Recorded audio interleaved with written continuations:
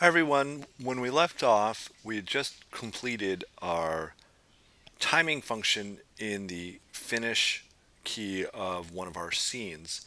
And we now have all three functions that are available to us to do start functions, main functions, and finish functions.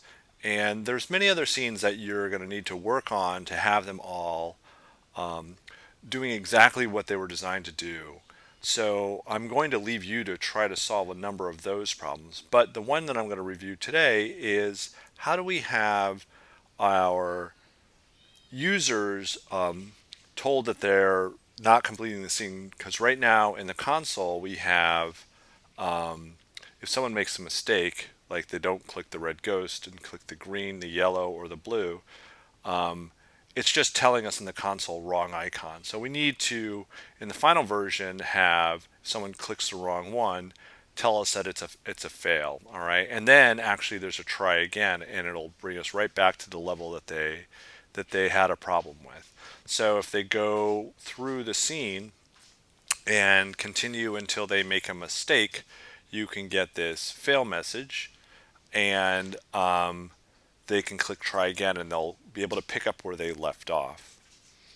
All right, so that's the goal for today. We have to write a number of tools to do that, and we get to use some of our pre-existing tools as well. So what we're going to start out with is if we look at this fail screen, and you can see my layout still needs some adjustments, so we'll figure those out as we go. We're going to make use of text icons here and this actual icon. So we're going to actually create a fail scene, if you will, an object that has an icons key with a number of objects that represent each of these different pieces to our fail scene puzzle.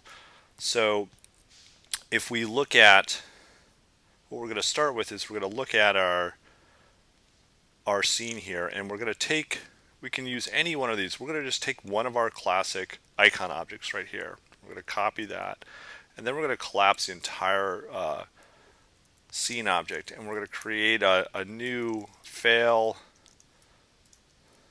array of objects.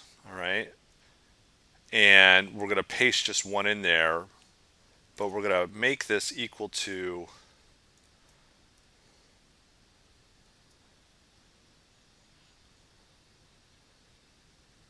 actually what we want to do.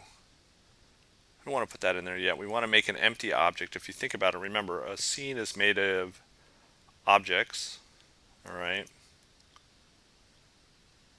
And that object has an icons array in it. So what we're really looking to do is create that object first, and then, so we'll make an object in there, and within there we'll have icons, whoops, and then in there we'll have an array of objects, all right? And we need to build this, four of them, and we're going to make adjustments as we go. All right, so if we look at the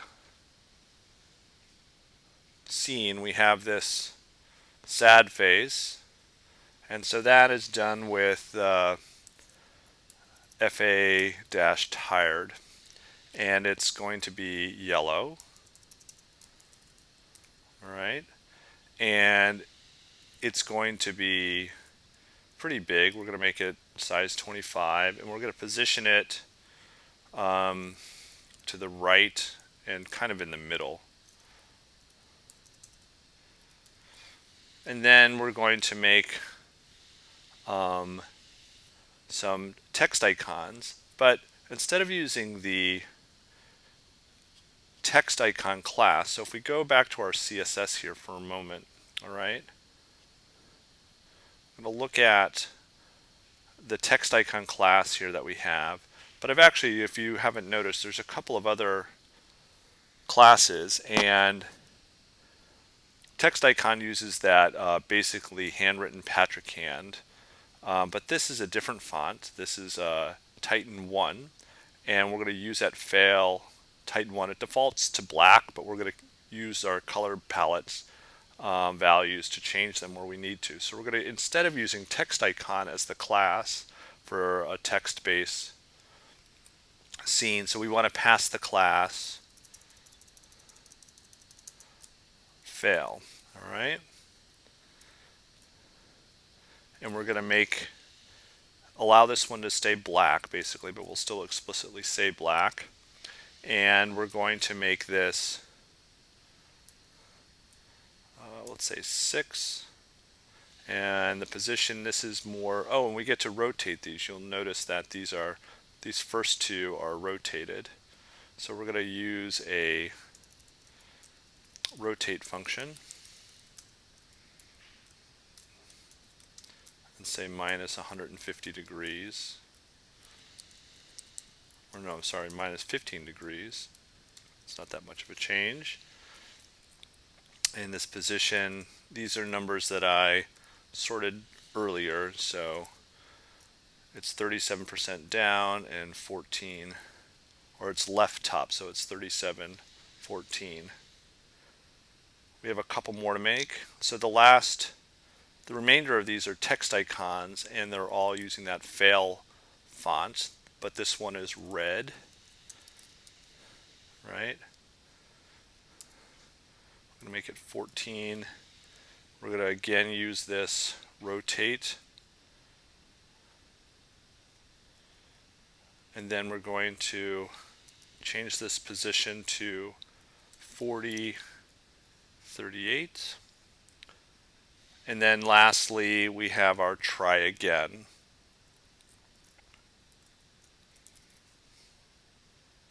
And we want to keep this black.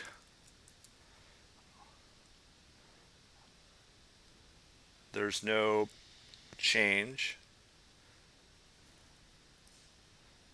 but there's no change so that this one doesn't rotate, so this one's just a position change, and we have 42 and 69 for now. And you'll notice I actually have yet to include for each of these objects the content, right? Because this is where the text goes. So we have for you can has, and then the second one is fail with an exclamation point. All right. And then the last one is try again.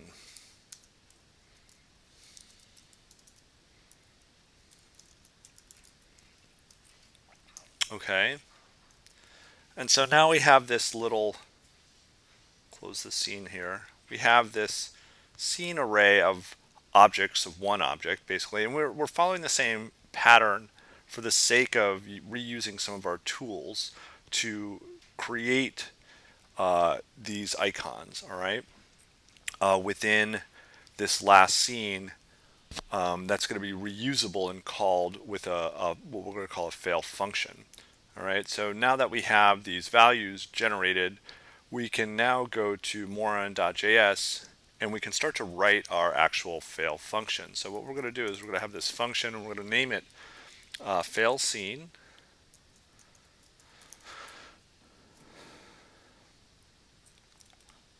And in this function, we're going to reuse a bunch of tools.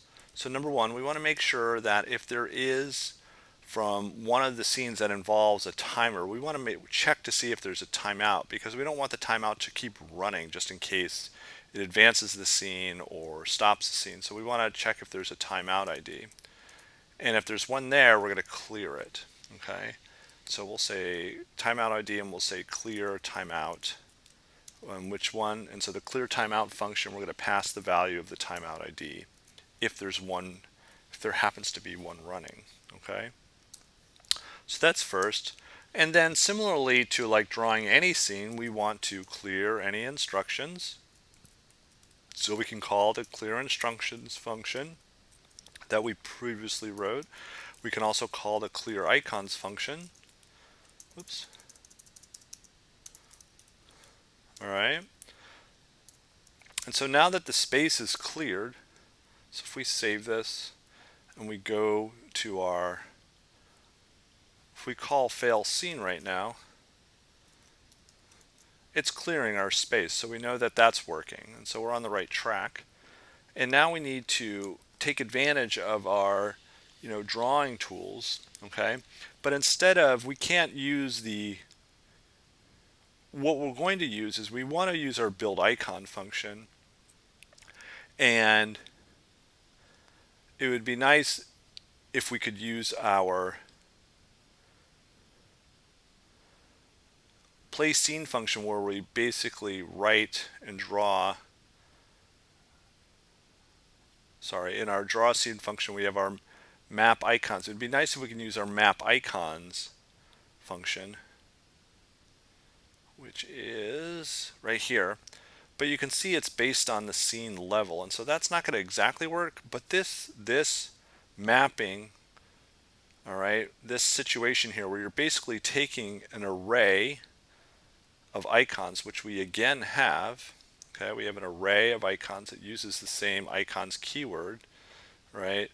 And it has an array of objects. So it's the same. It takes an array of objects. So instead of scene level, we can use fail, and then there's only one level, so it's going to be bracket 0. Because remember, fail right here is an array.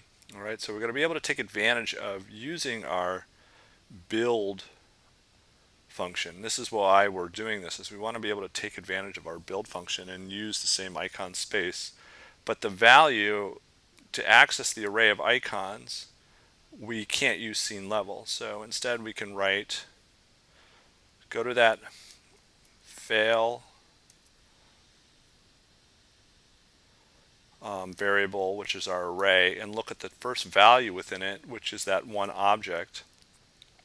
And then go in there and go to icons. All right, so the first value, this is that navigating through the data structure, right? So fail is an array. So if we actually look at this, so if we go to fail, all right, it's an array of objects. And if we go to fail bracket 0, we get the icons array, the icons key with the array of 4 objects. So we are effectively going to fail 0.icons.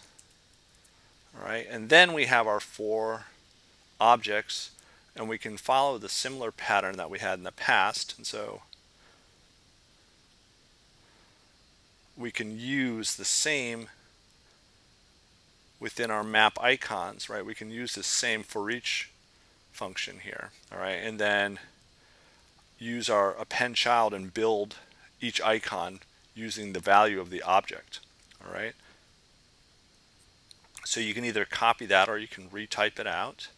You can say dot for each function icon object. We can say icon, fail space,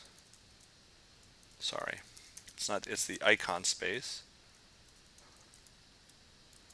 dot append child, and which one do we want to append? And we want to use the build function and pass the value of each icon object from the array. All right.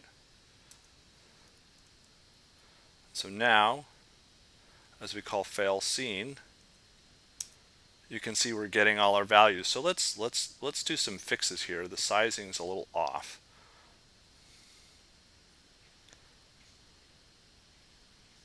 So try again needs to be definitely smaller.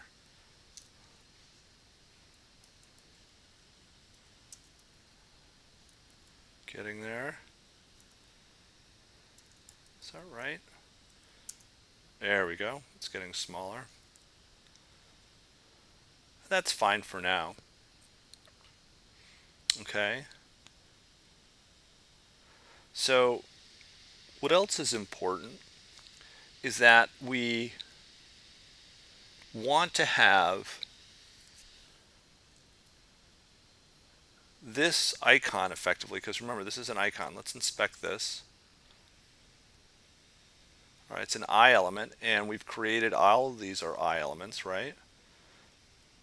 And we want to select this I element and add an event listener to it so that when it clicks, it goes back to the previous scene that the player has failed at. So within our fail scene,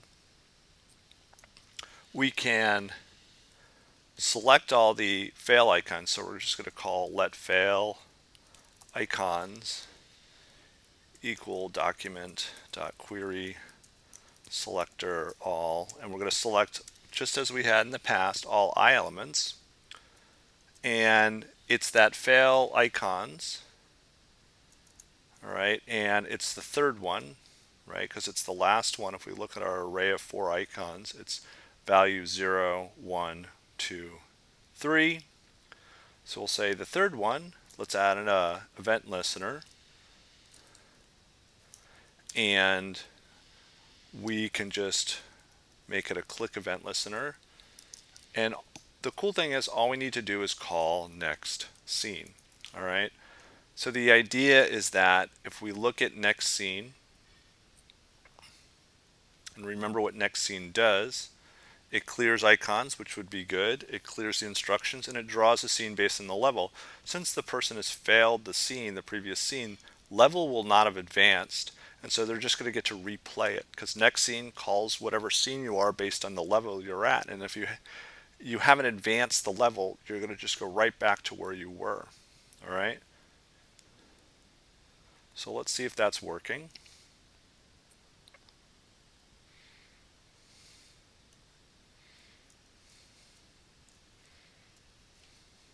Okay. So we'll call fail scene. And if we click try again, it brings us back to the level we were at, which is red ghost, the first one, because we haven't advanced. So we can advance. All right. And if we call fail scene and we hit try again, it takes us back to the scene where we're at. All right. So that seems to be working. So now we have an issue of we need to actually enact this scene whenever someone clicks either the wrong icon or clicks actually anywhere in the space. So we have the tools now to do this. So now we have to identify how and when we should enact this fail scene function. So we have this function that does the things we need it to do. And the first part is really straightforward. It falls into when we're doing our test within the check icon, right? When we're checking icons, we have wrong icon. So if we just simply call fail scene, all right, and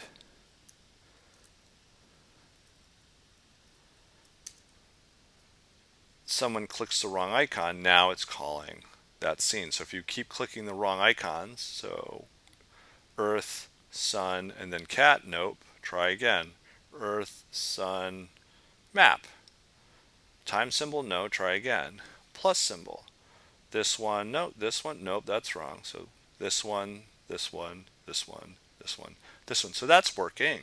But you're still allowed to click anywhere.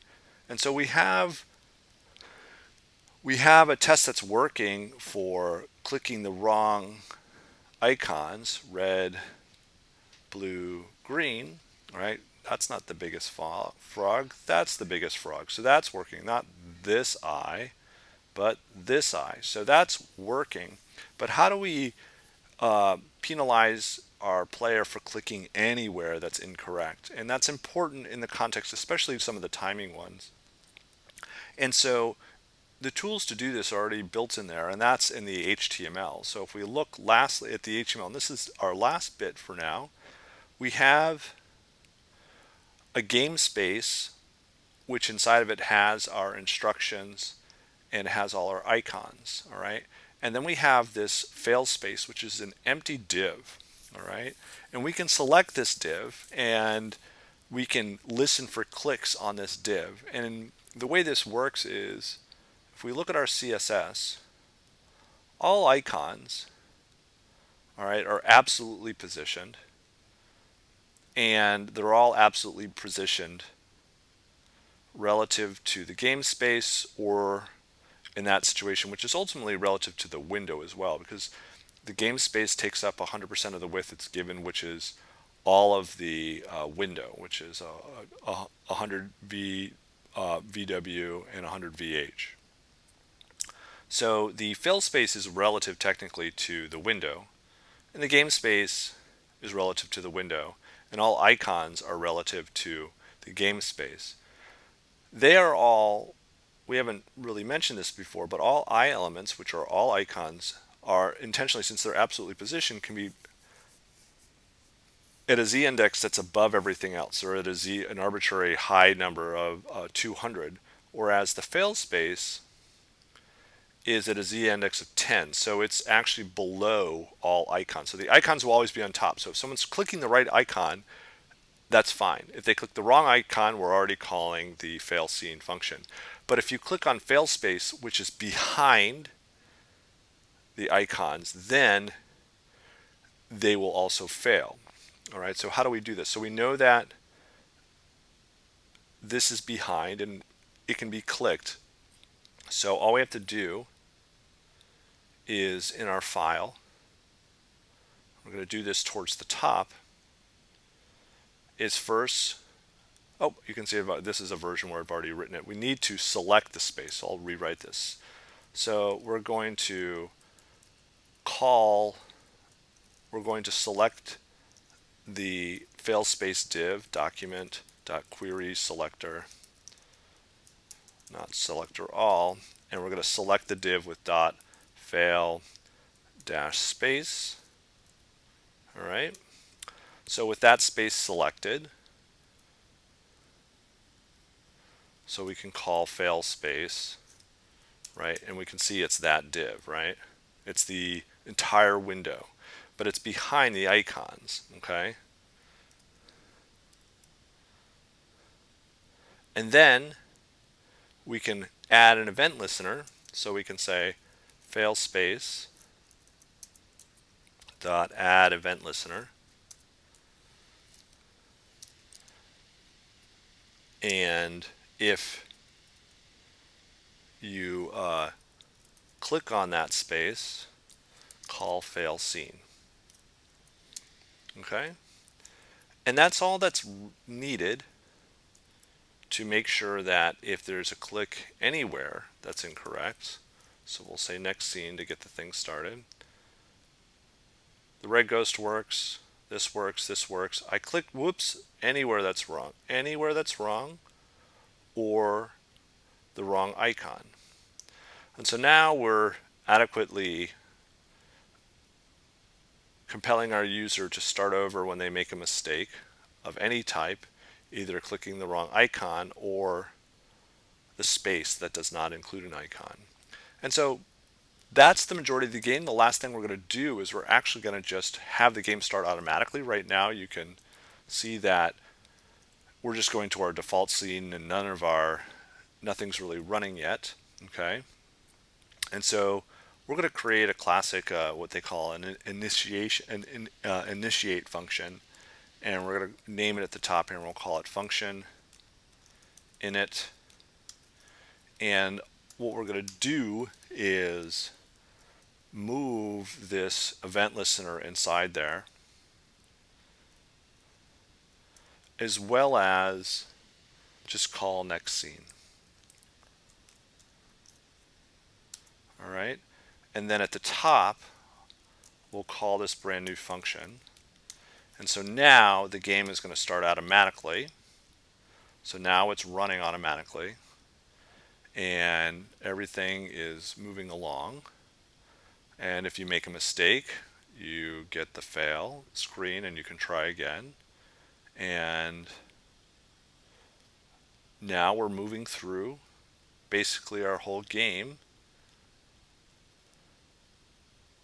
and we can try again whenever a mistake is made. All right,